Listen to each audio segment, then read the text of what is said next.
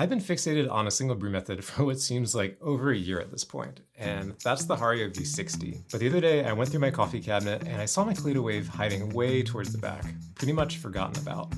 So I thought this would be a good time to revisit it and to brew a cup side by side with my V60 to see what I've been missing out on. Hold on a second, the V60 is so much better. Yeah, I'm sure he'll figure it out soon. I don't know.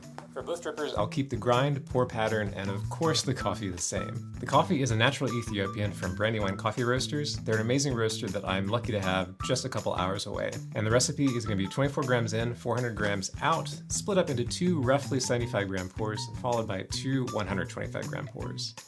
For a more detailed version of this recipe, I will have a link in the description down below. While I'm brewing these, let's briefly talk about what the differences are between these two brewers. Most obviously is their shape, with the V60 being a conical brewer and the Kalita Wave being a flat bottom brewer. This, with all other things being equal, affects the flow rate of water, which can result in different tasting cups. Now, the size of the brewers both allow for lots of space between the filter paper and the dripper, but the V60 has a wide opening at the bottom, while the Kalita is more restricted. Proponents of the Kalita argue that it is easier to use, however not everybody agrees with this, and I think that good pouring technique will still result in better tasting coffee on both drippers. That's because both drippers create space between the inner wall of the dripper and the filter paper. The Kalita mostly does this with the waves in the filter, while the V60 does this with spiral ridges on the inside of the cone. This allows for more or less bypass. Bypass is essentially water going around the coffee, traveling down the side of the dripper and out the bottom. Bypass isn't necessarily a bad thing, but it is a variable to keep in mind that can be affected by pouring technique. So while one isn't necessarily easier than the other, in my experience, I think it is true that the V60 does give you a bit more flexibility because it has very little flow restriction. But really, it all comes down to flavor in the cup, so let's see how these turned out. So I had Anna come in and mix these up, and I'm going to see if I can tell which one is which. And I'm also going to try and give an objective evaluation based on what I'm tasting before I make my guess, and then we'll see if I have a clear preference one way or the other.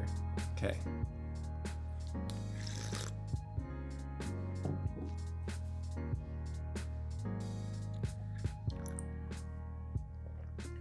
So this cup has a little bit more clarity. It's a bit more tea-like, and this guy is a bit more round.